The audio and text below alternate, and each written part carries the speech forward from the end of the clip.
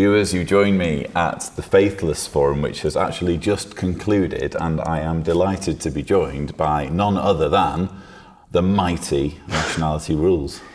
Pleasure to be here. Thanks for your time. AKA Stephen Woodford. Yeah, that's the one. Or Steve, whatever you want to go with.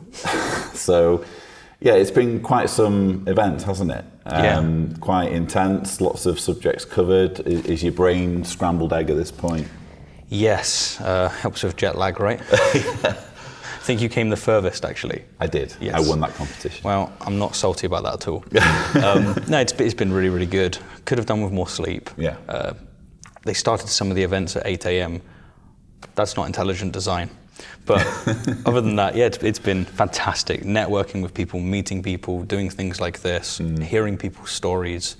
It just broadens your horizons. It's been great. Yeah, so hopefully we'll be able to do it again at some point, pandemics permitting. Yeah. I wanted to talk to you about arguments against atheism because, you know, my thing on this channel is to deal with Jehovah's Witnesses. It's to pretty much zero in on them. And I take the position that I don't begrudge viewers who just want to hear about Jehovah's Witnesses and maintain a theist worldview. Right. But I also don't censor myself when it comes to my atheistic views. So I do talk about atheism now and then, and it strikes me that, as with anything, people will find reasons to believe things, and they're not always good reasons. And your channel is all about debunking, you know, bad ideas. So I'm interested to know which bad ideas are the most, shall we say, exhausting to debunk? Yeah, okay, good.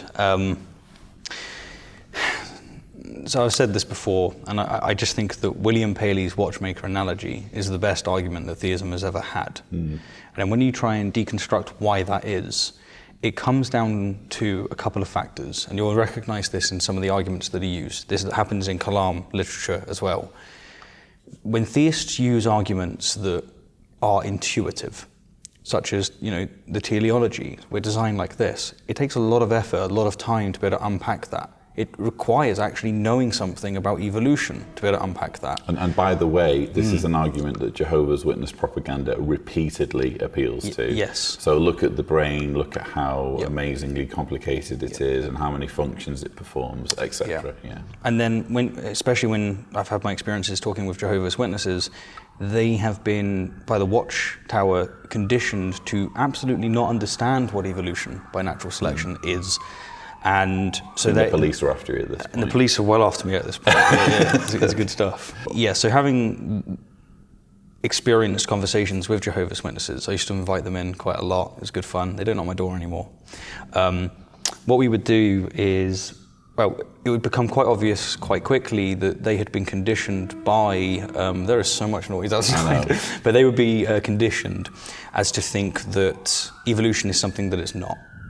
And so their authorities on what evolution is, of course they're going to think that it's ridiculous.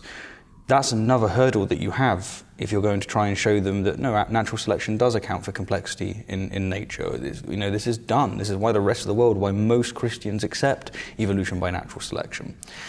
It's obviously this, but yeah, you have to work against their intuitive pumps, because the argument's very, very intuitive and the debunking isn't.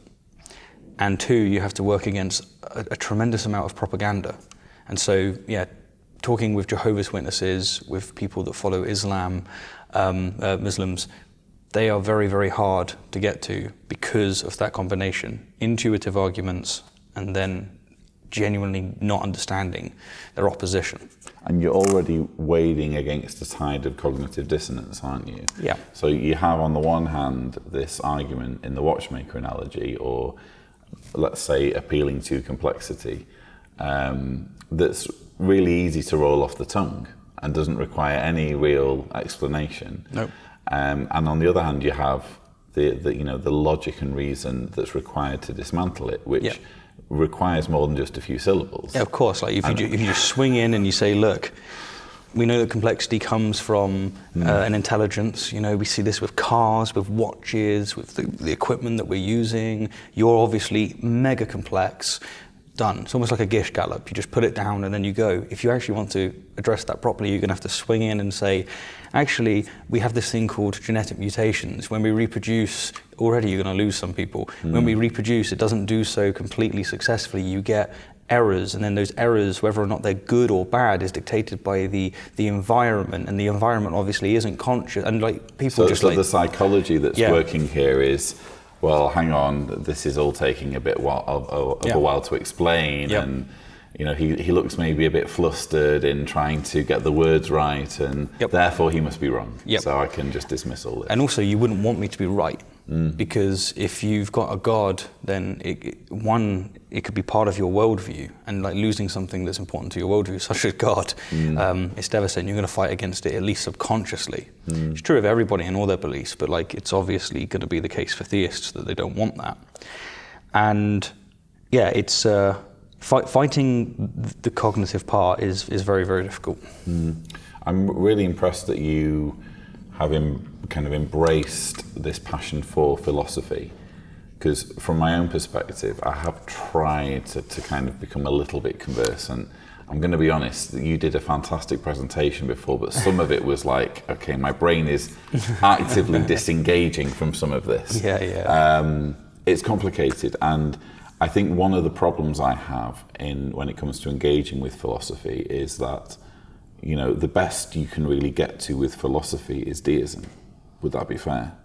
You could get to theism. So philosophy is like this. I see it like a cauldron of where all of our other things come from. Right. Science was natural philosophy. And so philosophy, for me, is a way of really taking something apart and trying to figure out what's going on with it. What things are we committing ourselves to ontologically? What explanatory value are we getting out of those commitments? And that can be done in the context of towards a deist position, a theist position, a naturalist position. In theology, there is genuine philosophy that's being used.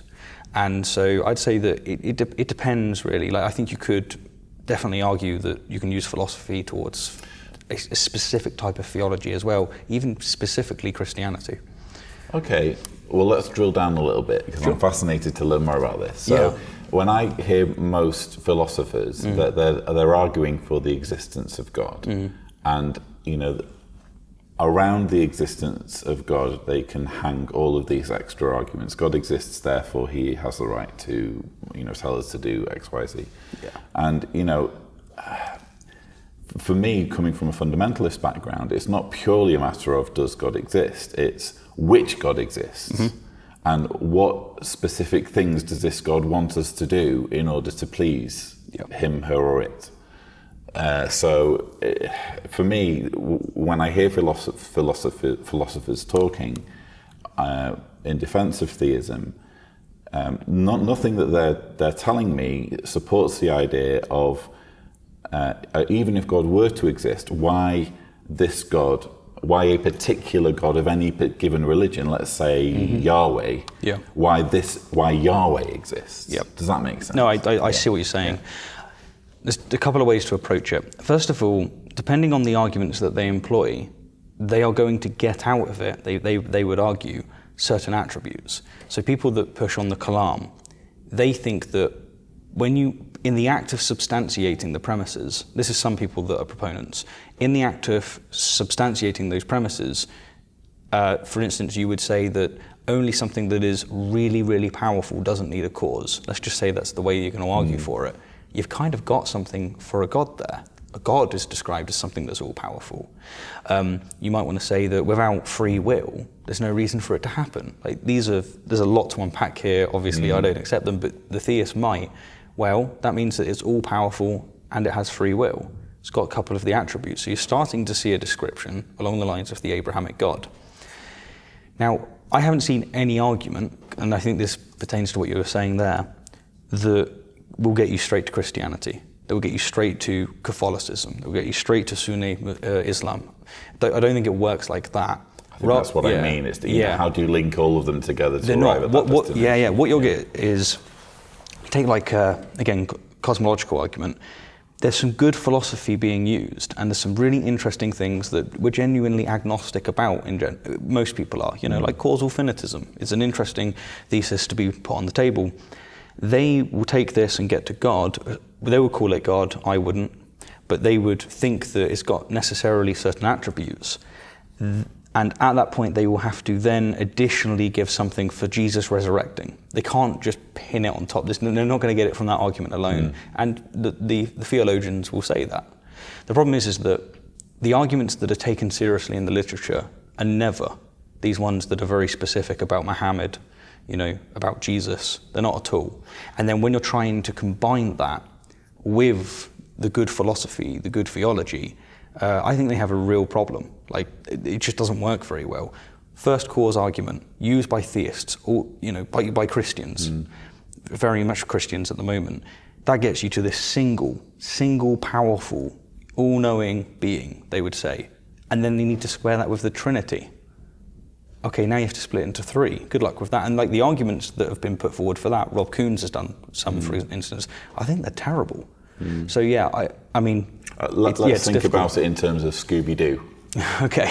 So in Scooby-Doo, they usually hunt down a criminal, sometimes in a haunted house, who's been doing all sorts of things, and he or she will have a mask on, and they'll rip the mask off, and they'll say, and I would have gotten away with it if it wasn't for you pesky kids. And I feel as though the philosophy gets you to the masked figure. Yeah, it does. But who's underneath the mask is an entirely subjective exercise. Yeah, I'd broadly agree with that. I speak with theists regularly. It's very much enjoyable. The arguments they give just don't get you to the churches that they attend. I think that if you push them, most of them will admit that there is a faith part in this. And if there's a faith part, pick a mix. Yeah, pick a mix. It is like that. The arguments for specific religions are way worse, and sometimes just non-existent from what I can see in the literature. But for the big, omnipresent, omnipotent, there are some arguments that are put forward. Some of them are taken very seriously, So philosophy can be used for that extent. It gets you to the mask. But yeah, that's fair. I don't think that it will tell you who's behind the mask.